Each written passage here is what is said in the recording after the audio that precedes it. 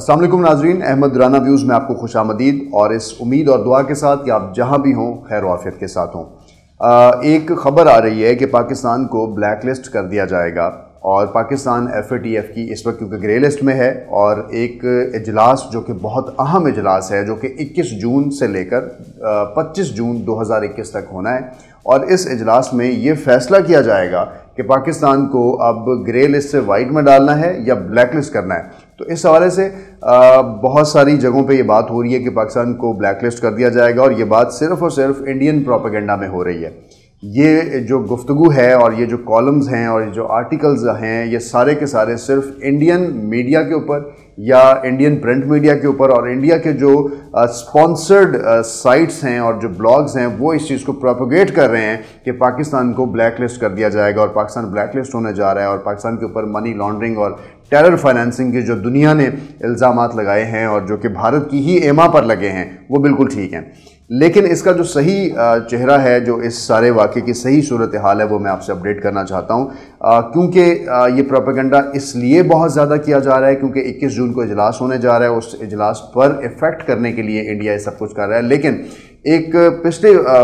Week एक review इजलास हुआ पाकिस्तान की परफॉर्मेंस को चेक करने के लिए। उसमें जो 5 मुल्क हैं वो बड़े इंपॉर्टेंट हैं और उन 5 मुल्कों की जो अंदर वाली सारी गुफ्तगू हुई उस गुफ्तगू को गलत तरीके से इंडियन मीडिया जो है वो कोट कर रहा है। तो इस इजलास के अंदर यूनाइटेड स्टेट्स,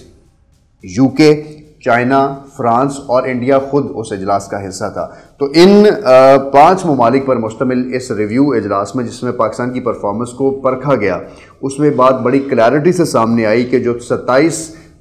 एजेंडा दिया गया था, 27 नुकात पाकिस्तान को दिए गए थे, 27 पॉइंट्स ऑफ एक्शन पाकिस्तान को दिए गए थे कि इन पर अगर पाकिस्तान अमल दरामद कर लेता है तो पाकिस्तान को FATF से ग्रे लिस्ट से वाइट लिस्ट में डाल दिया जाएगा। इससे पहले अगर मैं आपको बताऊं तो 2018 में पाकिस्तान को ग्रे लिस्ट किया गया था और ये इल्ज़ामात भारत की जानिब से पाकिस्तान पर लगाए गए थे और भारतीय लॉबी ने फिर FATF के अंदर पाकिस्तान की इस सारी चीज़ को बहुत ज़्यादा परसू किया था और उसके बाद पाकिस्तान को ग्रे लिस्ट में डालकर ये कहा गया था कि ये 27 पॉइंट्स हैं, अगर आप इनकी कंप्लायंस दे देते हैं, अगर आप इन पर सही तरीके से काम कर लेते हैं तो आपको हम ग्रे लिस्ट से वाइट में डाल देंगे। पाकिस्तान को डेडलाइन दी गई थी 2019 की, लेकिन इस डेडलाइन के बाद हर 3 या 4 महीने की एक्सटेंशंस पाकिस्तान को मिलती रही हैं और जो आखिरी इजलास हुआ था वो इस साल फरवरी में हुआ था जिसमें पाकिस्तान के बारे में ये कहा गया था, पाकिस्तान को अप्रिशिएट किया गया था और कहा गया था कि 24 नकात पर 24 पॉइंट्स पर आपने सेटिस्फाई कर दिया है FATF को। अब रह गए 3 पॉइंट्स।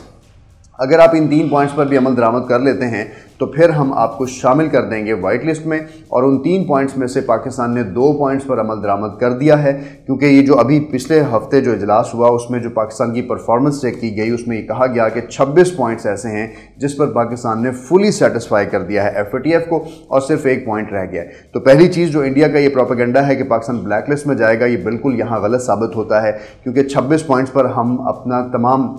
जो कंप्लायंसेस हैं वो इंटरनेशनल जो ऑर्गेनाइजेशंस हैं स्पेशली FATF है उसको दिखा चुके हैं। इसके साथ साथ इसके अंदर एक अच्छी खबर भी आ रही है और वो अच्छी खबर ये आ रही है कि यूरोपीय यूनियन ने जो पाकिस्तान को GSP+ स्टेटस के हवाले से कहा था कि पाकिस्तान को हम शायद GSP+ स्टेटस पाकिस्तान से छीन लें, प्लस यूरोपीय यूनियन के अंदर बैठे लोग जो हैं वो FATF के ऊपर पाकिस्तान पर प्रेशर क्रिएट करने के लिए अप्लाई हो सकते हैं। तो यूरोपीय यूनियन ने एक बड़ी वाज़ेह स्टेटमेंट दी और ये कहा है कि हम GSP+ स्टेटस से पाकिस्तान को अब नहीं निकाल रहे और वी अप्रिशिएट के पाकिस्तान जो है वो बेहतर जा रहा है। लेकिन यहाँ पर एक और चीज़ जो हमें समझनी है वो ये कि सिर्फ इस अच्छी खबर से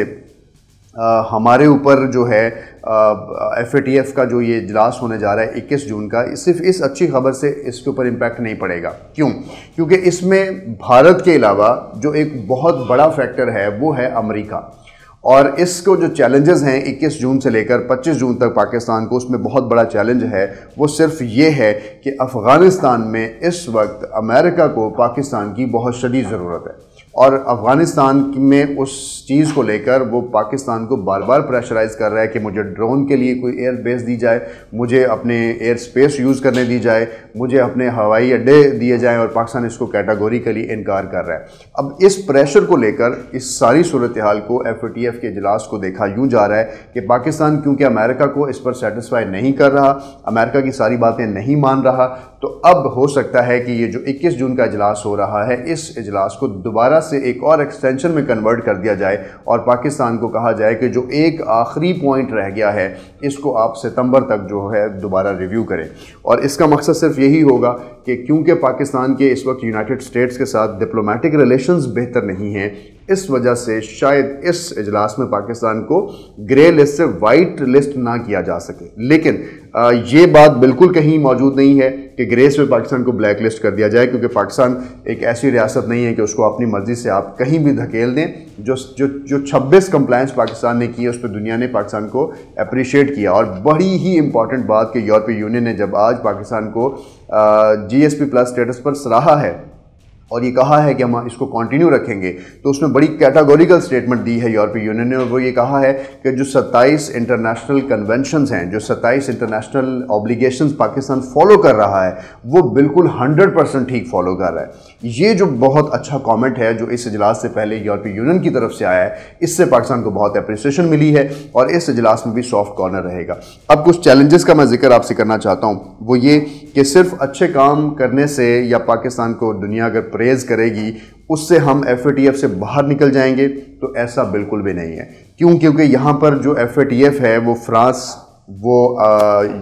US, अमेरिका, उसके बाद इंडिया, इन लॉबिस्ट और इन लोगों के हवाले है जिनको अपने मफादात हैं पाकिस्तान के साथ। और इसमें जो चाइना की मौजूदगी है वो इस सारे मामले को पॉलिटिकल मोटिवेटेड बना रही है, इस सारे मामले को सियासी बना रही है, ना कि इस मामले को कानूनी तौर पर देखने की बात की जा रही है। तो इसलिए पहला जो इस पे जो चैलेंज है वो है US डिप्लोमेटिक सपोर्ट का, कि US डिप्लोमेटिक सपोर्ट हासिल करने के लिए हमें अमेरिका को अड्डे देने पड़ेंगे, हमें अमेरिका के ड्रोन को ऑपरेट करने के लिए उसको फैसिलिटेट करना पड़ेगा, हमें अमेरिका की हर बात इस वक्त माननी पड़ेगी। और चैलेंज ये है कि पाकिस्तान ये बात नहीं मान रहा, तो पाकिस्तान को इसी चीज़ पर प्रेशराइज किया जा रहा है, फिर ही कहीं जाकर FATF की इस ग्रे लिस्ट में भी शायद हमें एक